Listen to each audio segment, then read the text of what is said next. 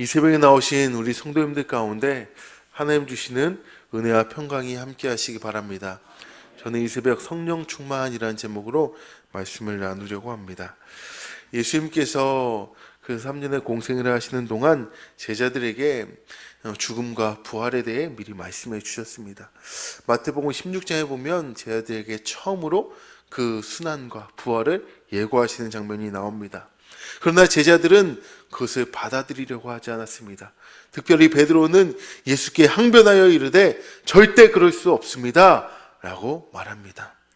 다른 제자들 역시 베드로와 비슷한 입장이었을 것입니다. 예수님은 죽어서가 아니라 살아서 이스라엘의 왕이 되어야 한다라는 것이 그를 따르는 제자들의 입장이었기 때문입니다. 그러나 주님은 말씀하셨던 대로 죽으셨습니다. 이 주님의 죽음은 제자들에게 너무도 큰 충격이었습니다. 그 어떤 이들의 죽음과 비교할 수 없을 정도로 너무도 큰 충격이었습니다. 그래서 그 죽음 앞에 제자들은 뿔뿔이 흩어졌고, 그 죽음 앞에 그 제자들은 모든 소망을 잃었고, 그 죽음 앞에 제자들은 이제 살 희망이 없었습니다. 그러한 제자들에게 주님은 부활의 몸으로 다시 나타나셨고 제자들에게 이르시기를 성령을 받으라 하셨습니다. 부활하신 주님을 목격한 제자들은 이제 그 전에 있었던 모든 두려움들이 사라졌습니다. 주님의 죽으심과 부활하심을 통해 주님의 생전에 하신 말씀이 허투루 하신 말씀이 아니라 정말로 반드시 성취되는 하나님의 능력임을 깨닫게 되었습니다. 그들은 그제서야 주님이 그 전에 하셨던 말씀들이 하나하나 기억되었고, 그것들이 정말로 퍼즐 조각 하나씩 맞추듯이 약속하신 말씀이 성취되는 것을 깨닫게 되었습니다. 그들이 함께 모여 주님께서 하신 말씀들을 기억해내며 서로 나누게 되자 놀라운 사실을 그들은 하나 알게 되었는데, 바로 하늘로 올라가신 그 주님께서 그들을 고아와 같이 내버려 두지 않겠다 하셨던 말씀이었습니다. 그들에게 이제는 보혜사, 그 성령을 통하여 제자들에게 영원히 함께 하시기 때문입니다. 그 보혜사는 또한 진리의 영이기 때문에 주님께서 살아생전에 하셨던 그 말씀을 하나하나 기억해 하시고 그 진리 가운데 거하게 하신다는 사실을 깨닫게 되었습니다.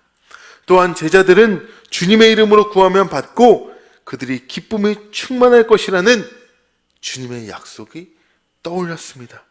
그들은 주님께서 하늘로 올라가신 후 이렇게 주님이 약속하신 말씀을 기억해내며 함께 모여서 기도하기를 쉬지 않았습니다. 바로 오늘 본문이 그 2장 1절부터 4절까지의 말씀입니다. 그들은 오순절이 이르기까지 합심하여 기도했습니다. 1절 말씀을 제가 읽겠습니다. 오순절 날이 이미 이름에 그들이 다 같이 한 곳에 모였더니, 이 오순절은요 이제 6월절 이후 50일째 되는 날입니다. 이제 모였더니 라고 사용되어 있는데 오순절 날에만 모였다는 뜻이 아니라 그들은 지속적으로 모였음을 의미하고 있습니다. 1장 14절에도 이렇게 증거하고 있는데요. 여자들과 예수의 어머니 마리아와 예수의 아우들과 더불어 마음을 같이하여 오로지 기도에 힘쓰더라. 이 힘쓰더라라고 번역된 헬라어 동사 프로스 카르테레오는요 어떤 일을 지속적으로 힘을 썼다라는 뜻을 갖고 있습니다. 즉 제자들은 주님의 말씀을 기억해서 지속적으로 기도하는 모임에 힘을 썼다. 즉 주님께서 보내주시겠다고 약속하신 보혜사를 기다렸다라는 말씀입니다. 그래서 1절에 보면 이제 오순절 날이 이름에 그들이 한 곳에 모였다. 바로 이제 그날이 되었다라는 것이지요. 이제 마침내 예수님께서 약속하신 성령이 오시는 바로 그날, 바로 오순절이 이르렀다라고 강조하고 있는 것입니다. 2절 3절 제가 다시 한번 읽겠습니다. 호련히 하늘로부터 급하고 강한 바람 같은 소리가 있어 그들이 앉은 온 집에 가득하며 마치 불의 여처럼 갈라지는 것들이 그들에게 보여 각 사람 위에 하나씩 임하여 있더니. 아멘.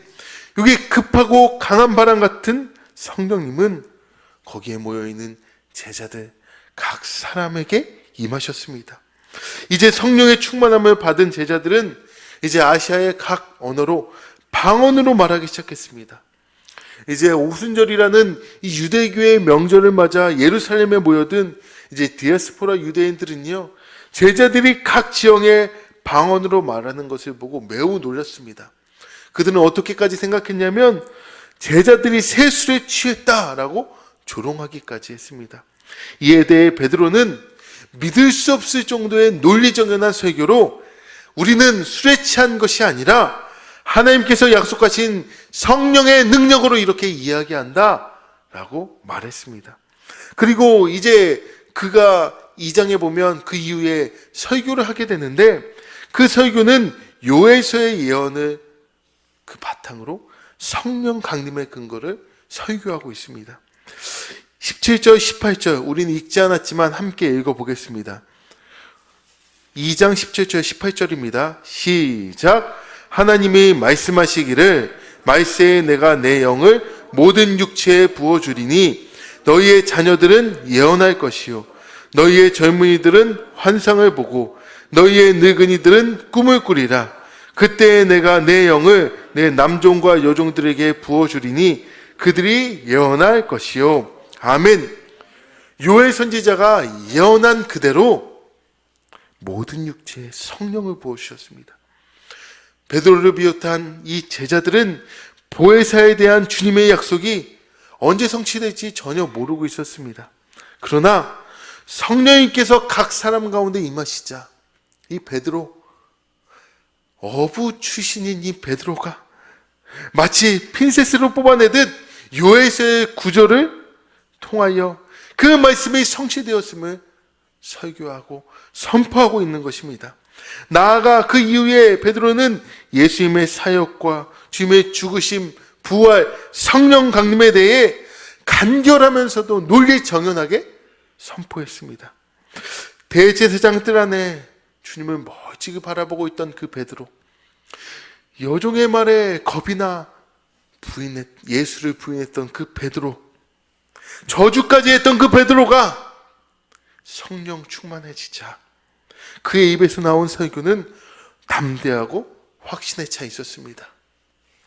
그는 자신의 설교를 듣고 있는 유대인 또한 그 자신들이 예수님을 십자가에 못 박았다, 너희들이 죽인 것이다 라고 선포했습니다. 예수님을 죽인 장본인들을 향해 거침없이 질책하는 이 베드로의 책망을 들었던 그들의 마음속에 그 심령 가운데 그 말씀이 파고들었습니다. 또한 베드로는 예수님의 부활하심과 하늘로 올라가심에 대해 증거하면서 이때까지 그 어떤 선생이나 랍비가 가르쳐주지 않았던 탁월한 해석으로 이제 다윗의 시편을 풀어주기까지 했습니다. 36절에 베드로의 설교는 이렇게 끝을 맺고 있습니다. 36절 다 같이 읽어보겠습니다. 시작.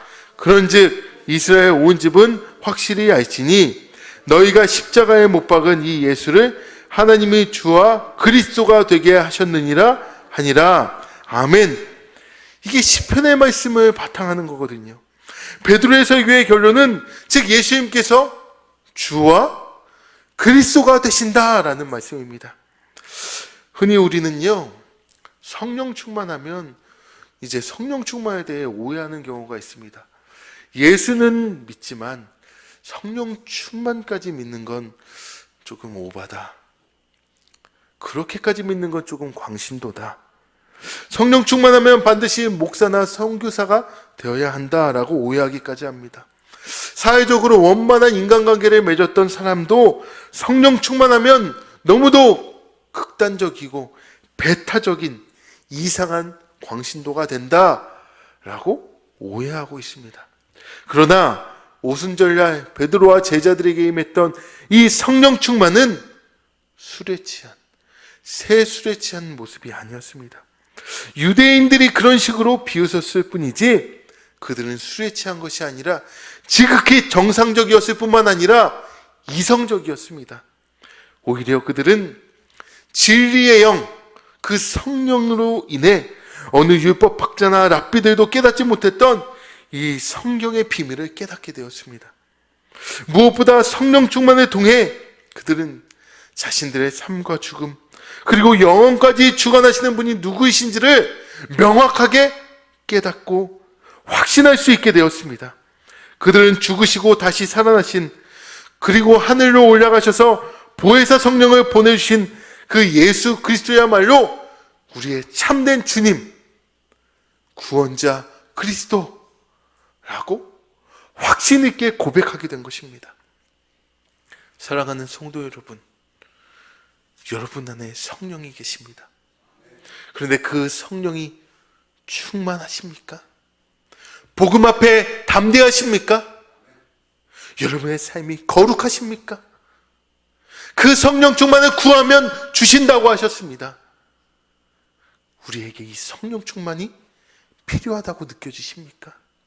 성령 충만은 그저 방언으로만 말하고, 그저 이성적이지 않은 너무도 몰상식했던 모습, 그 모습만이 성령 충만이 아닙니다.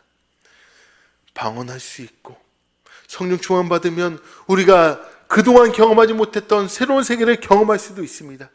그것만이 성령 충만이 아니라 그 어느 때보다도 이성적이어서 하나님의 말씀이 깨달아지고 그 말씀이 믿어지는 확신 가운데 선포가 두렵지가 않습니다.